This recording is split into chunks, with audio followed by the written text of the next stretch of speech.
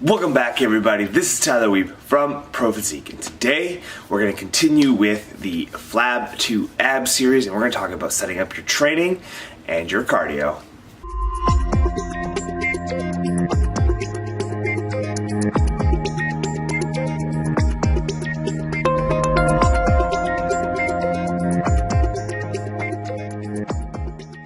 Welcome back, everybody. So we are on episode 2 of the Flab to Ab series that I just started yesterday. So if you missed the first video that I released yesterday, all about how to set up your starting macros. All right, so go ahead, if you haven't seen that, go back, watch that one, figure out how to set up your macros, and then come back and watch this one. But today I wanted to talk about how do we set up our training and our cardio. Right, so these are going to be two very important factors again to our fat loss journey. People always ask, what's more important, nutrition or training? Well, it's kind of like a 1A, 1B situation. They're both going to be very integral to the whole process and kind of really just go along with each other. I wouldn't say like one is more important than the other. You do need both to really help yourself along in creating that caloric deficit and making it easier for you to drop body fat. Yes, you could just create a caloric deficit with just calories and lose body fat without maybe adding in a lot of extra activity, but it's going to make it pretty hard, and your calories are going to probably have to get pretty low if you're not training and doing cardio in some capacity. So I'm not going to be giving you a training block like written out for you. Everyone is different. Everyone's on a different level of the spectrum of like beginner, intermediate. Pretty rarely you're going to get like a super advanced person at this point. But we're just going to go over some guidelines for training. And then cardio is a little bit easier to kind of give you some specifics. So let's start off with our training. So if you are an absolute beginner, have never stepped in the gym before, and you're looking to get started, don't overthink it. 3 days a week is plenty for someone who has never stepped in a gym before, never really trained seriously before. 3 days is perfect. Like this ultimate beginner, what I would do is I would just focus on basic movements, staying in a rep range, in between the 6 and the 12, and just really focus on getting comfortable in the gym, learning the movements. Learning like how to squat, learning how to hip hinge. So that would be like a deadlift, chest press. Like I'd keep it basic. So like I would keep it to like a squat, a hip hinge, a push, right? So like a bench press, a pull. So you could do like a neutral grip pull down, throw a little bit of arms in there, so you don't need a full arm day as a beginner. Like I would maybe do a few exercises a week. That's it. And then as well as making sure that we're doing a overhead press as well. Again, very basic, nothing crazy. You can go in 3 times a week, and I would first spending some time learning the movements, getting form down. That is going to be very important. So if we are establishing bad habits now, those are going to transfer over as you get stronger, which is going to increase the risk of injury. So make sure that you're getting form down first. Once you feel that you are quite comfortable with form, you can start really focusing on adding weight. So things like squats, deadlifts, bench press, like a row, like a pendlay row or a barbell row. These big compound movements, you can add 5-10 pounds a week at this point, just because you are such a beginner, and you are going to get those beginner gains of just, every week weight could be added to the bar. Again, making sure that you're focusing on form over weight. So if you do feel like your form is starting to slip as you're adding weight, take a step back, spend a week at that certain weight, and just really make sure that form is down first, and then progress to adding weight. So I know it's a very general guideline, but like I said, the majority of people are going to be a little bit different. They're all going to move a little bit different, and you don't need a lot to make progress and to get started. 3 times a week, 8 to 10 exercises. Beginning of the week, once you're a little more comfortable with form, on some of your more compound movements, so like a leg press, squat, deadlift, something like that, I would keep maybe in that 6 to 8 rep range, right in there, where you can really focus on adding weight to the bar. And then, I would maybe do that movement one more time later in the week, and maybe keep it in more 10 to 12 rep range for more hypertrophy muscle building purposes.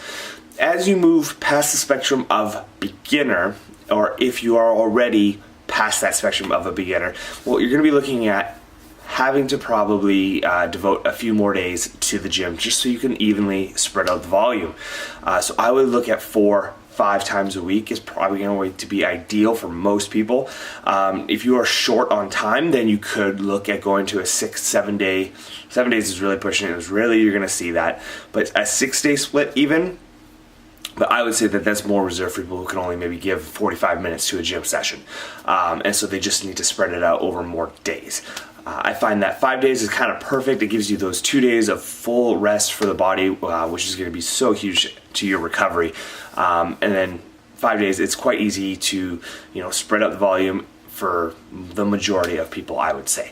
So 4 to 5 days a week, I really like doing, like an upper body strength day, lower body strength day, and then, the rest is kind of like maybe some hypertrophy days where you have some higher reps. And I would still kind of follow that, that scheme that you had as a beginner. Now, this is where you can really play with your progressions, depending on what your goal is. So if hypertrophy is your goal, so building muscle, I would be hitting each body part twice a week at least. You could push to 3, but 2 is typically going to be enough. And again, keep it simple. Less is more.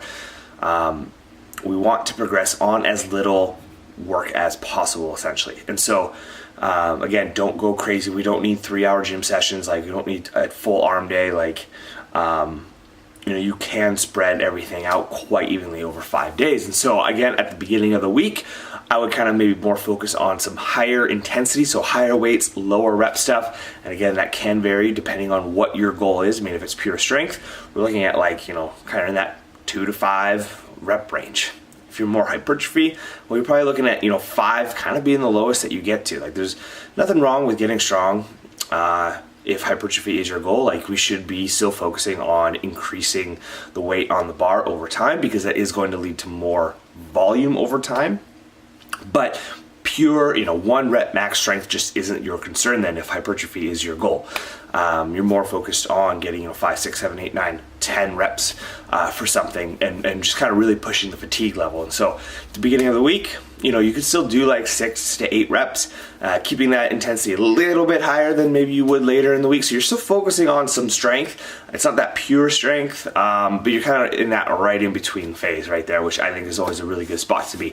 And then again, later in the week, you can focus on that 10 to 12 rep range for your main lifts, where hypertrophy, lower intensity, so a little bit lower of a weight, higher reps, and that gives you just a little bit more of a burn.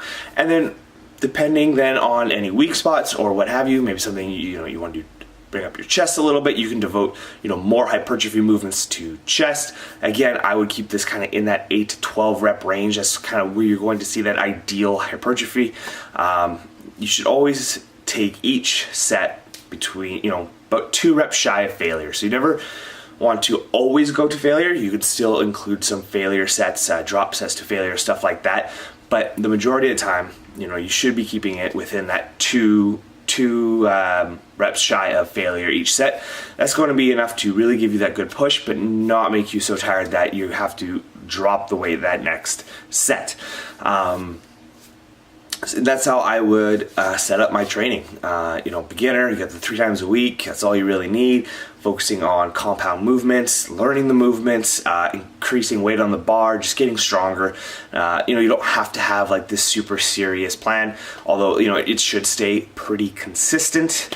As you get more intermediate, you do need to have a bit more of a plan where you are having a progressive overload and having that those progressions kind of laid out for you, and making sure that you are tracking your progressions. So make sure you have a notebook or an app or something where you are writing everything down, you are tracking everything, and it does take a little bit more time to sit down and maybe write it out. It does take a little bit of trial and error sometimes, kind of figuring out where you are. You know, a lot of times you'll base something off a 1 RM percentage for like your main lifts. But you know, not everyone's going to test a 1 RM. So you could go in, test a 5 rep max, and then there are calculators that you can find online. You can type in, you know, your 235, did it for 5 reps, and it'll spit out a rough estimate of your 1 rep max, and then you can base your numbers off of that.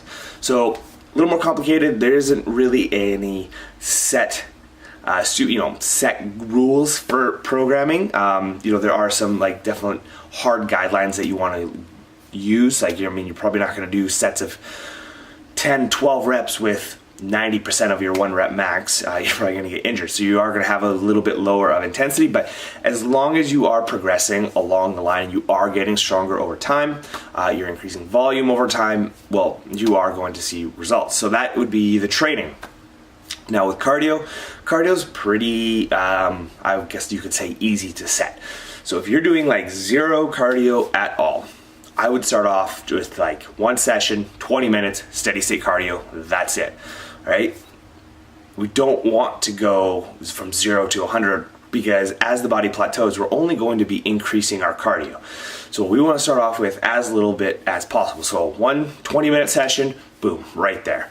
And then you can progress from there, typically adding 15 to 20% whenever the body does plateau. And that's something that we'll address in a later video here coming up soon. But like I said, steady state cardio is something that I would keep it to. Body fat is the primary energy source of steady state cardio. You can utilize HIIT if you are short on time. Just do know that you are, at some point, like, recovery could be an issue with the HIIT cardio just because it is so intense. So with HIIT cardio, I would just start off with like 1 session, like 4 20-second sprints, maybe minute 40 of rest, and then that's it, right? So again, we want to start off with the little amount of work as possible and then increase from there as the body plateaus. But that is why I prefer steady state cardio. You have the body fat being the primary energy source, and then it interferes a lot less with your recovery as well, because we do want to make sure that we have the energy for high intensity training sessions, because that is going to be very important to maintaining lean body mass as we get leaner. Okay guys, that is everything for today. So training wise, kind of covered beginner, intermediate. We're giving rough guidelines of what that should look like. And then cardio, steady state cardio probably should be the main source of your work. But if you are short on time or you do really like HIIT cardio, you can definitely add some of that in to help increase the amount of calories that you are kind of burning throughout the day, so that you are helping yourself really create that caloric deficit. Okay guys, that's gonna be everything then for today. So again, thank you for watching. If you enjoy the content, please hit that subscribe button. Greatly appreciate it. So this will be day number 2. So just make sure to follow along from the Flab to Ab series, and we'll talk soon.